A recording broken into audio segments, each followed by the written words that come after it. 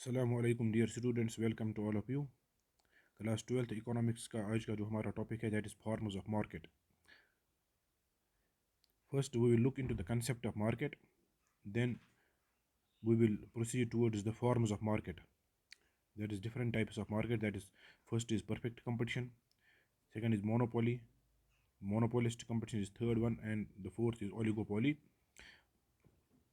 First we will look into the concept of market. If we say to a layman or an ordinary person what the market is, अगर हम एक आम आदमी या किसी आम शख्स से ये बात कहेंगे कि मार्केट क्या है, मार्केट किस चीज़ को कहते हैं, हो सकता है वो किसी शॉपिंग कम्प्लेक्स या किसी फिज़िकल स्ट्रक्चर जो है या किसी दुकान के बारे में या किसी एक फिज़िकल जो होगी कोई लोकेशन उसकी तरफ इशारा करेगा। मगर जो एक इकोनॉमिक्स का स्टूडेंट है उसके लिए ये एक अप्रोप्रिएट आंसर नहीं है। इकोनॉमिक्स में एक मार्केट जो है उसकी एक स्पेशल मीनिंग है। इकोनॉमिक्स में मार्केट कंसेप्ट ऑफ मार्केट जो है या मार्केट का जो कंसेप्ट है इसकी एक स्पेशल मीनिंग है, एक खास माना है इसका। यानी इससे मुराद यानी मार्केट से मुराद वो एक मैकेनिज़्म, एक ऐसा अरेंजमेंट, एक ऐसी ऐसी फैसिलिटीज़ हैं जिनके ज़रिए से हम सेल और परचेज़ को अंजाम दे सकें। यानी इकोनॉमिक्स में हम मार्केट को उस मार्केट इकोनॉमिक्स में हम मार्केट उस मैकेनिज़्म, उन इंतज़ामात या उन फैसिलिटी, उन अरेंजमेंट्स को कहते हैं जिनके ज़रिए से हम सेल और परचेज़ कर सकें, ख़रीद व फरोख्त कर सकें। एक ऐसा मैकेनिज़्म, एक ऐसा निज़ाम जिसके ज़रिए से या जिसकी मदद से हम चीज़ों की ख़रीद फरोख्त कर सकते हैं उसको हम मार्केट कहते हैं। ये एक अरेंजमेंट जो है, ये सेटलमेंट जो है या ये जो मार्केट मैकेनिज़्म जो है ये या तो फिज़िकल यानी जगह भी हो सकती है और ये सिंपली टेलीफोनिक कम्युनिकेशन या इसी तरह से ये इंटरनेट के ज़रिए जो हम आज देखते हैं ई कॉमर्स या जिसको हम बोलते हैं ऑनलाइन शॉपिंग या उसके ज़रिए भी हो सकता है। इसके लिए कोई फिज़िकल जगह होना ज़रूरी नहीं है जो आम इंसान के जहन में होता है कि मार्केट एक ख़ास फिज़िकल जगह है। ये ऐसा नहीं है, क्योंकि आज हम देखते हैं कि फिज़िकल जगह या इसी तरह से फिज़िकल ये जो मार्केट्स हैं उनकी जगह आज ली है। यानी हम देखते हैं कि ई कॉमर्स या जो हम देखते हैं ऑनलाइन शॉपिंग उसकी कोई ये फिज़िकल ये एग्जिस्टेंस तो नहीं होती है, मगर उसके ज़रिए से हम एक ये जो हम बाइंग एंड सेलिंग कर सकते हैं, खरीद फरोख्त कर सकते हैं। तो हम देखते हैं कि इकोनॉमिक्स में मार्केट जो है ये एक किसी शॉपिंग कॉम्प्लेक्स या किसी फिज़िकल स्ट्रक्चर को रेफ़र नहीं करता है, बल्कि एक ऐसे मैकेनिज़्म को या ऐसे इंतज़ामात को रेफ़र करता है जिनके ज़रिए से बायर्स और सेलर्स यानी बेचने वाले और ख़रीदार जो है आपस के एक दूसरे के कांटेक्ट में आते हैं और वो गुड्स को यानी खरीदते और बेचते हैं।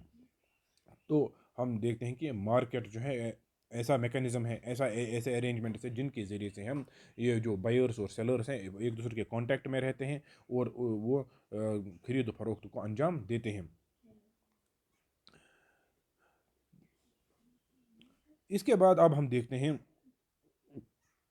कि ये जो मार्केट है इसको हम इस हिसाब से नहीं देखेंगे कि ये कोई फिज़िकल जियोग्राफिकल लोकेशन है।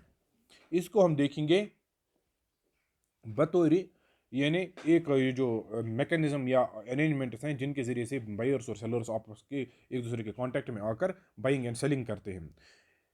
तो इसी तरह से मार्केट्स को instead it is to be viewed in terms of the volume और value of sale and purchase of goods and services. ये मार्केट जो है इसको हमें देखना चाहिए वॉल्यूम ये और value of sale and purchase of goods and services.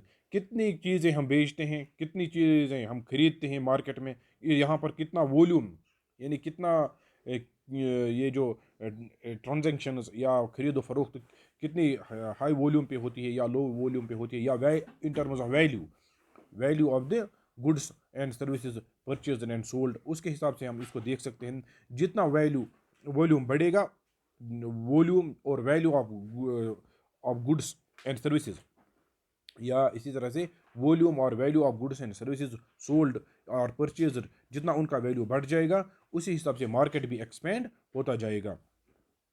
अब हम देखते हैं उसके बाद फॉर्म्स ऑफ मार्केट। मार्केट्स की कितने फॉर्म्स हैं?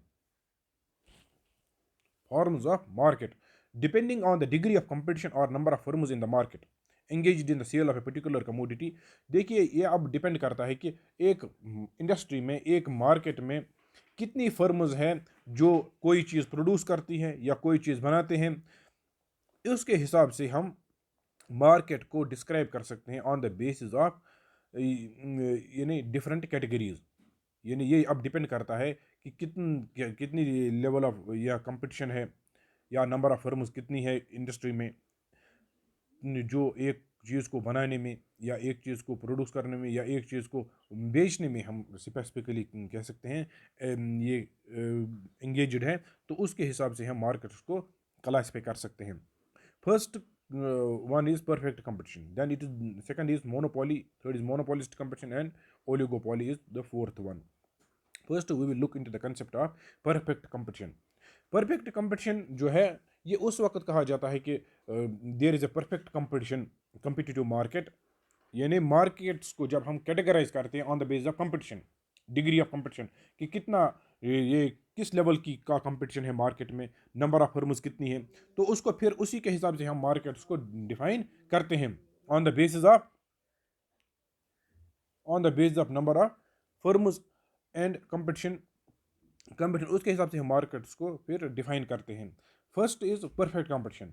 परफेक्ट कंपटीशन उस वक्त हम कहते हैं कि मार्केट में परफेक्ट कंपटीशन एग्जिस्ट हो रहा है when there is a large number of buyers and sellers engaged in the sale and purchase of a commodity.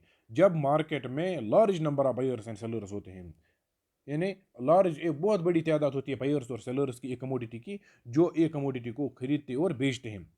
और मगर उसके साथ साथ ये ज़रूरी है कि उनमें से न तो कोई इंडिविजुअल बायर न तो कोई इंडिविजुअल सेलर ऐसा पावर रखता है कि वो मार्केट प्राइस को या प्रोडक्ट के प्राइस को इफेक्ट कर सके या उसको कंट्रोल कर सके।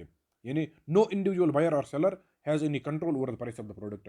यानी ये जो इंडिविजुअल बायर्स और सेलर्स बहुत सारी मार्केट में ये जो एंगेज्ड है, जो ये खरीदो फरोख्त करते हैं, यानी large number of buyers and sellers, मगर उनमें से कोई एक सेलर भी या एक बायर भी ऐसा नहीं है कि वो मार्केट प्राइस को इफेक्ट कर सके या प्राइस ऑफ द प्रोडक्ट को इफेक्ट कर सके या उसको कंट्रोल कर सके।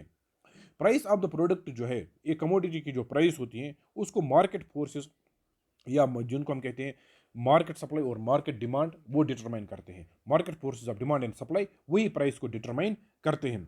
तो परफेक्ट कंपटीशन हमने देखा कि एक ऐसा फॉर्म ऑफ मार्केट है where there is a large number of buyers and sellers of a commodity engaged in the buying and selling of a commodity।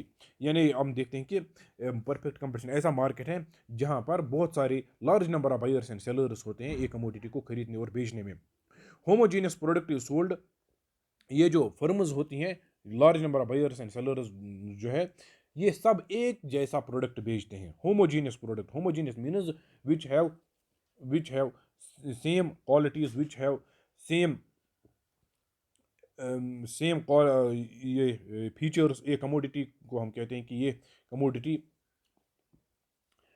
हम कहते हैं कि होमोजीनियस प्रोडक्ट है। होमोजीनियस मीन्स कि these commodities are similar to each other. Similar नहीं कहेंगे हम, बल्कि एक जैसे हैं। Homogeneous, there is no absolutely no difference between the commodities. यानी ये सेम है, सेम फीचर्स हैं, सेम प्राइसेस हैं, सेम क्वालिटी के हैं प्रोडक्ट्स ये जो ये बेचते हैं। और हर एक फर्म जो है उसी प्राइस पे कमोडिटी को बेचते हैं जो मार्केट ने सेटअप की है। कोई भी फर्म अपनी प्राइस सेट नहीं कर सकती है। कोई फर्म या कोई बायर और सेलर जो है प्राइस मार्केट प्राइस को इफेक्ट नहीं कर सकता है। अब हम देखते हैं features of perfect competition and their implications. ये जो परफेक्ट कंपटीशन है इसके क्या फीचर्स हैं और उसके उन फीचर्स के फिर क्या इम्प्लीकेशंस है। अगर कोई फीचर है परफेक्ट कंपटीशन का, उस फीचर से क्या क्या चीज़ें फिर लाजिम आ जाती है, उससे क्या असरात पड़ते हैं। A perfectly competitive market exhibits the following features. ये जो फॉलोइंग फीचर्स हैं वो एक परफेक्टली कम्पिटिटिव मार्केट के हैं। Each feature is explained with reference to its implications for the buyers and sellers पे कमोडिटी। ये जो हर एक फीचर जो है इसको एक्सप्लेन किया गया है कि क्या क्या इम्प्लीकेशन है फिर उन फीचर्स के बायर्स और सेलर्स के लिए। Large number of small buyers and sellers of a commodity. A perfectly competitive market is dominated by a large number of small buyers and sellers of a commodity. ये जो perfectly competitive market है, इसमें इसको dominate करते हैं large number of small buyers and seller of a commodity. Large number, एक बहुत बड़ी तादाद होती है स्मॉल बायर्स की और सेलर्स की एक कमोडिटी की। इसका क्या माना है फिर? when we say that there is a large number of small buyers and sellers, that means that no individual buyer or seller will be able to affect the market price. It means that there is no such buyer or seller in the market whose purchase or sale is so large as to impact the total sale or purchase in the market. हमने कहा पहले ही कि there is a large number of small buyers and sellers।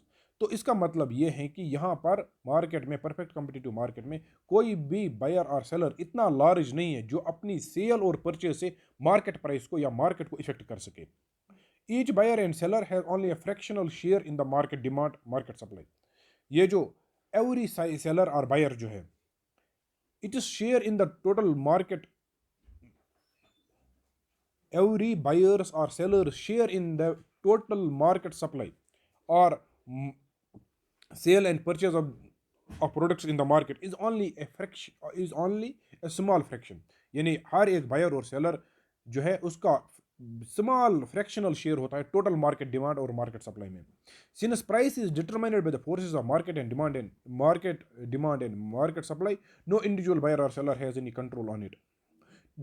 क्योंकि जब price आप determine करते हैं market forces यानी market demand and market supply, तो किसी भी इंडिविजुअल बायर और इंडिविजुअल सेलर को इस पर कोई कंट्रोल नहीं है, इस प्राइस पर कोई कंट्रोल नहीं है। तो जो प्राइस मार्केट सेट करेगा उसी प्राइस पे इनको चीज़ें खरीदनी पड़ेंगी और उसी प्राइस पर सेलर को वो चीज़ें बेचनी पड़ेंगी। Each buyer seller has to accept the price as it is in the market. तो हर एक बायर और सेलर जो है उसको वही प्राइस एक्सेप्ट करना पड़ेगा जो मार्केट में प्रिवेलिंग प्राइस है। They can not effect the price, they can not alter the price, they cannot set their own prices। Therefore it is said that a firm under perfect competition is a price taker, not a price maker। तो इसीलिए हम कहते हैं कि under perfect competition every firm is a price taker, not a price maker। इसी तरह से दूसरा जो फीचर है इसका परफेक्ट कंपटीशन का, that is homogeneous product. All sellers sell identical units of product. तमाम सेलर्स जो है, जो भी बेचने वाले हैं कमोडिटी को, वो एक आइडेंटिकल प्रोडक्ट बेचते हैं। आइडेंटिकल मीन्स ये सेम सिमिलर प्रोडक्ट है। Accordingly buyers have no reason to prefer the product of one seller compare to that of the other. तो इस वजह से जब सभी सेलर्स एक जैसा प्रोडक्ट बेचते हैं तो कोई भी बायर, किसी भी बायर के लिए ये कोई रीज़न नहीं है कि वो एक सेलर का प्रोडक्ट प्रेफर करे दूसरे के सेलर से, दूसरे सेलर के प्रोडक्ट से उसको प्रेफर करे, क्योंकि वो भी यही प्रोडक्ट बेचता है, वो दूसरा भी यही प्रोडक्ट बेचता है, थर्ड भी यही प्रोडक्ट बेचता है, फोर्थ भी, हर एक के पास एक जैसा प्रोडक्ट है, सेम एंड सिमिलर प्रोडक्ट है। Accordingly uniform price prevails in the market. तो इस तरह से हम देखते हैं जब यूनिट प्रोडक्ट सेम है मार्केट में तो उसकी प्राइस भी यूनिफॉर्म होगी, सेम प्राइस जो है मार्केट में प्रिवेल करेगी, यानी प्राइस भी सेम होगी, क्योंकि there is no difference in the products of the sellers. और ये जो प्रोडक्ट अवेलेबल है मार्केट में या जो सेलर्स जो प्रोडक्ट बेचते हैं, these products are similar to each other, these are same identical units, there is no absolutely no difference between these products, therefore the price will also be same, price will be uniform, price will be prevailing in the market, there is absolutely no price discrimination, there will be no price discrimination, which means that a buyer or a seller cannot charge different prices from different buyers or at different places because the product is absolutely same। Perfect knowledge। Third feature of perfect competition is that it is assumed that buyers and sellers are fully aware of the prevailing price in the market। तो ये जो buyers और sellers जो हैं ये fully aware हैं prevailing price के मुतालिक, जो मार्केट में प्राइस प्रिवेल कर रही है उसके मुतालिक ये fully aware हैं। They are also aware of the fact that homogeneous product is being sold in the market। उनको ये भी पता है कि मार्केट में homogeneous product ये बेचा जा रहा है, सेम प्रोडक्ट जो है वो बेचा जा रहा है। जो एक सेलर बेचता है प्रोडक्ट, उसी जैसा प्रोडक्ट दूसरे सेलर के पास भी, सेलर बी के पास, सेलर सी के पास भी वही प्रोडक्ट है जो वो बेचता है। Accordingly producers can not make extra profit by charging different prices from different buyers. तो जब बायर्स को ये मालूम है कि हर एक सेलर जो है सेम प्रोडक्ट बेच रहा है, उनको प्रिवेलिंग प्राइसेस की भी पता है, ये भी पता है कि मार्केट में जो प्रोडक्ट चल रहा है ये होमोजेनियस प्रोडक्ट है, तो इस वजह से कोई भी प्रोड्यूसर एक्स्ट्रा प्रॉफिट चार्ज नहीं कर सकता है बाई चार्जिंग डिफरेंट प्राइसेस। तो उससे प्रोड्यूसर्स जो है एक्स्ट्रा प्रॉफिट अर्न नहीं कर सकते हैं by charging different prices from different buyer. वो ये नहीं कर सकते एक कस्टमर को एक वही चीज़ महंगी देंगे 10 रुपये में देंगे, दूसरे कस्टमर को वही चीज़ 5 रुपये में देंगे, क्योंकि हर एक कस्टमर को है, हर एक बायर को ये पता है कि प्रीवेलिंग प्राइस क्या है और कि मार्केट में जो है प्रोडक्ट वो होमोजेनियस प्रोडक्ट चल रहा है। Free entry and exit of firms. Fourth feature is free entry and exit of firms. A firm can enter और leave the industry any time. तो इसमें हम देखते हैं अब under perfect competition any firm can enter और leave the industry any time. किसी भी वक्त कोई भी फर्म यानी इस इंडस्ट्री में आ सकती है, अपना बिजनेस स्टार्ट कर सकती है, और it can at any time leave the industry. there are no barriers to entry or exit. In order to analyze the implications of this feature, we need to focus on short period and long period situations. अगर हम इस चीज़ के implications को देखना चाहते हैं तो हमें short period और long period के situations को देखना पड़ेगा। Short period by definition is too short for an existing firm to leave the industry or for a new firm to join the industry. हाँ, ये हम देखते हैं कि short period by definition means that it is very short for an existing firm to leave the industry. It cannot just simply shut down its business overnight. और नई firm को इस बिजनेस में आने के लिए भी ये बहुत ही कम टाइम है कि it cannot start it is business overnight और within a few days, और ये ज्वाइन नहीं कर सकता इंडस्ट्री को इतने कम टाइम में। Accordingly the significance of this feature is restricted only to long period situations. तो इस तरह से हम देखते हैं कि शॉर्ट पीरियड इसमें अब हम देखते हैं कि ये आइसोलेटिव हो रहा है, ये अब हम देखते हैं नेगलेक्टिव हो रहा है। अब हम यहाँ पर सिर्फ इम्प्लीकेशन देखेंगे इस ये जो फ्री एंट्री एंड एग्जिट है इन terms of long period situations. Because of free entry and exit firms in the long run earn only normal profits. क्योंकि यहाँ पर फ्री एंट्री एंड एग्जिट है तो इसकी वजह से फर्म्स जो है लॉन्ग रन में सिर्फ नॉर्मल प्रॉफिट्स अर्न करेंगे। Normal profit means total revenue is equal to total cost और average revenue is equal to average cost. In case extra profits are earned, अगर लॉन्ग रन में firms extra profits या जिनको हम कहते हैं abnormal profits earn कर रहे हैं लॉन्ग रन में, new firms will join the industry because if the firms are earning abnormal profits or extra normal profits, new firms will be attracted towards this industry and they will join the industry. Market supply will increase, which will lead to the increase in the market supply. So for example, if the existing firms are already earning abnormal profits or extra normal profits, which this extra normal profits or abnormal profits will attract the new firms towards this industry. When new firms enter the industry, the supply will increase automatically. When the supply increases in the market prices will fall. When supply increases, prices will fall. Extra normal profits will be wiped out. तो उससे क्या हो जाएगा, extra normal profits जो है these will be wiped out from the market because the prices have fallen. So when prices go down, now the firms or the producers will be earning lesser level of profits. So extra normal profits will be wiped out or abnormal profits will be wiped out. There will remain only normal profits. In case of extra normal losses, अगर अब हम कुछ firm extra normal losses, एक तो losses होती हैं जो वो रिकवर कर सकते हैं, तो दूसरा होता है एक्स्ट्रा नॉर्मल लॉसेस जो है some of the existing firms will leave the industry. अगर लॉसेस हो रही है कुछ फर्म्स को, abnormal losses, extra normal losses जिनको वो अब रिकवर नहीं कर सकते हैं, तो उस सूरत में ये जो एग्जिस्टिंग फर्म्स हैं वो भी फर्म से निकल जाएंगे। कुछ इंडस्ट्रीज, कुछ फर्म्स जो है इंडस्ट्री से एग्जिट कर जाएंगे क्योंकि they will not be able to sustain their businesses bye incurring losses continuously. अगर उनको कंटिन्यूसली लॉस हो रहा है तो they can not sustain in the business, तो उनको फिर शट डाउन करना पड़ेगा अपना बिजनेस। तो मार्केट सप्लाई विल डिक्रीज। उससे क्या हो जाएगा, जब कुछ फर्म इंडस्ट्री से निकल जाएंगी तो उससे प्राइसेस, उससे सब मार्केट सप्लाई जो है वो कम हो जाएगी। जब मार्केट सप्लाई कम हो जाएगी तो उससे प्राइसेस इंक्रीज हो जाएंगी, तो उससे फिर हम देखते हैं extra normal losses will be wiped out. जब प्राइसेस ज़्यादा हो गई तो ज़्यादा प्रॉफिट मिलेगा, तो उससे लॉसेज भी कम हो जाएंगे। Independent decision making. There is no agreement between the sellers regarding production quantity and price. Independent decision, हर एक फर्म, हर एक सेलर जो है वो इंडिपेंडेंटली अपना डिसीजन लेता है, वो दूसरे सेलर से मिलकर कोई जॉइंटली कोई डिसीजन नहीं लेता है। There is absolutely no agreement between the sellers के दरमियान कोई एग्रीमेंट नहीं है प्रोडक्शन क्वालिटी पे, क्वांटिटी पे, कौन कितना प्रोड्यूस करेगा और प्राइस पर, इस पे कोई उनके दरमियान कोई एग्रीमेंट या कोई कॉन्ट्रैक्ट नहीं है, बल्कि वो हम देखते हैं कि हर एक फर्म इंडिपेंडेंटली डिसीजन ले रही है। Nor is there any restriction regarding the sale and purchase of any commodity, यहाँ पर कोई रिस्ट्रिक्शन भी नहीं है कि sale and purchase of any commodity पर कोई रिस्ट्रिक्शन नहीं है।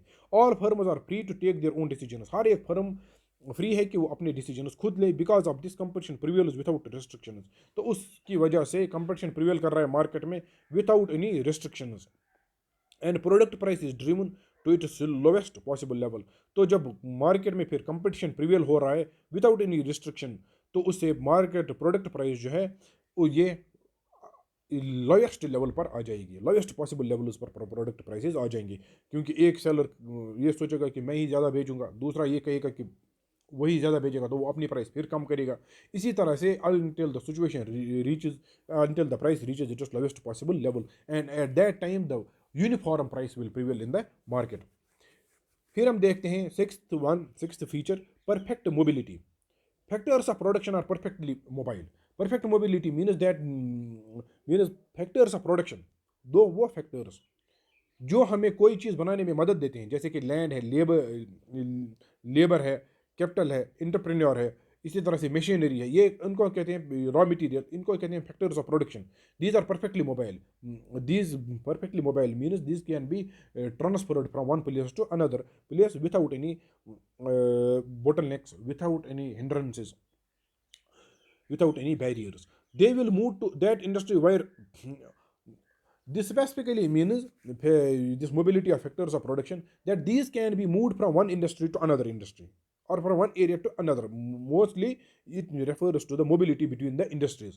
They will move to that industry where they get best price। Factors of production will move from the low paying jobs to the high paying jobs, or from that industry which from low paying industries to the high paying industries, or they will move to those industries while they will get the best price।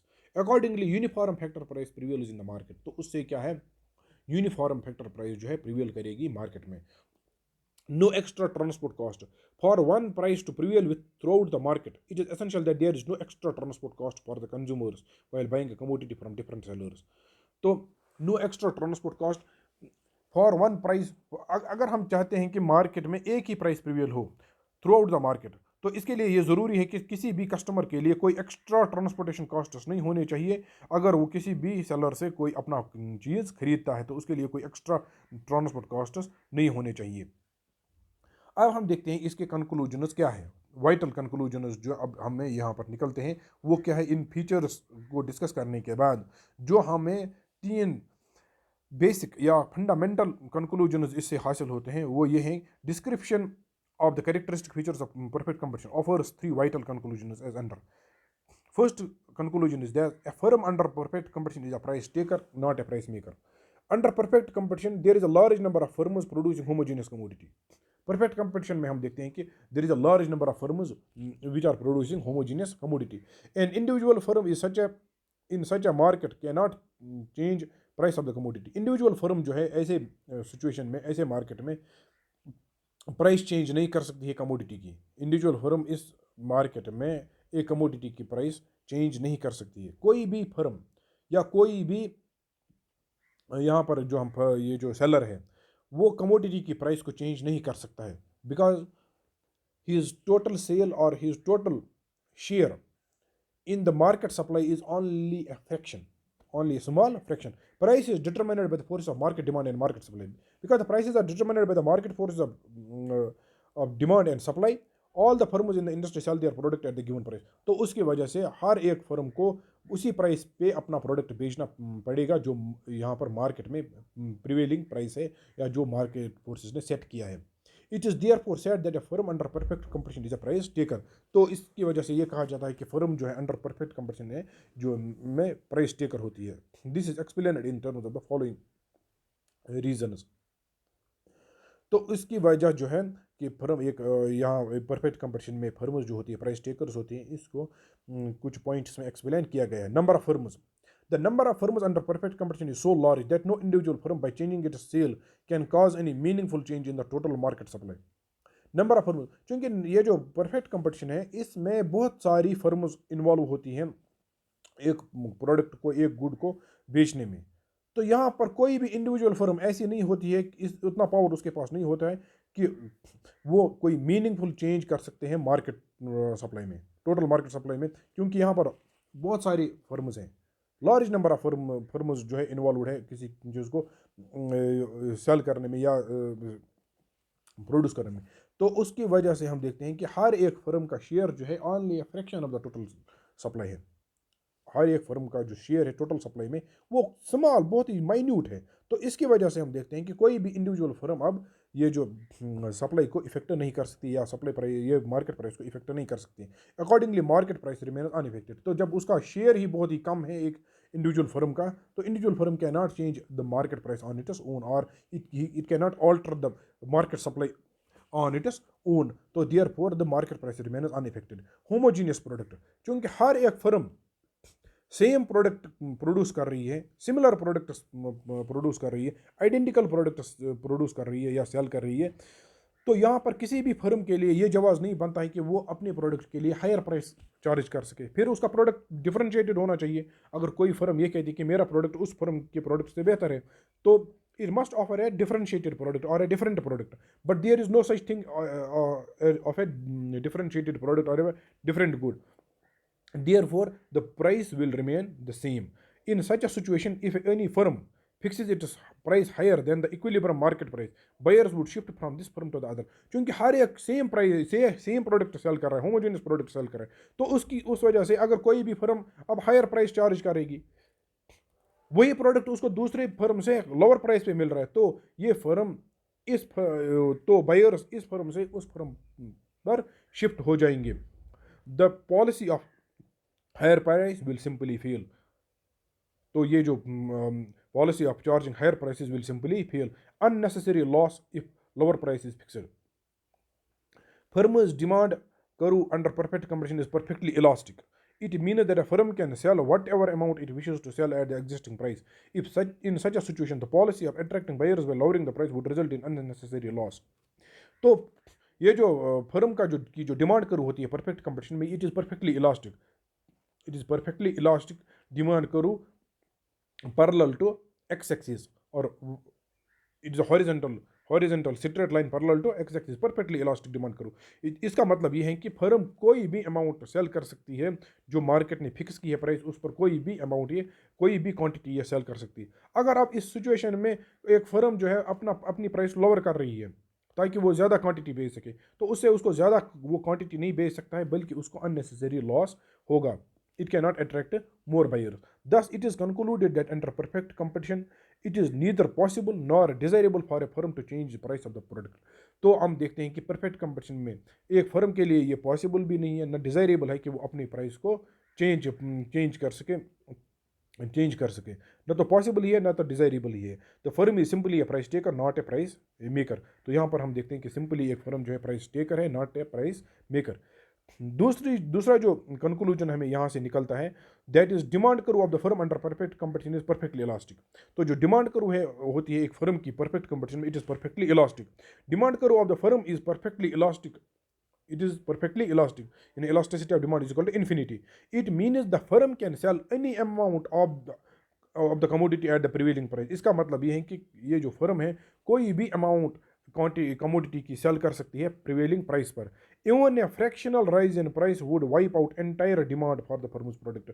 अगर थोड़ा भी एक firm अपनी price को increase करेगी तो उससे उसकी एंटायर डिमांड जो है it will be wiped out, because the buyers will shift from the higher charging firm to the lower charging firm. ये जो बायर्स हैं तो वो ये जो हाई प्राइस चार्ज कर रही है फर्म, उस फर्म से शिफ्ट करेंगे, उस फर्म से अब खरीदेंगे अपनी प्रोडक्ट्स जो लोअर प्राइसेस पे अपना प्रोडक्ट बेच रहे हैं, क्योंकि वो सेम प्रोडक्ट्स बेच रहे हैं। Firms demand curve is indicated by horizontal straight line parallel to X axis. यहाँ पर आप देख सकते हैं फर्म्स डिमांड करो जो है that is indicated by horizontal straight line parallel to X axis, PP line.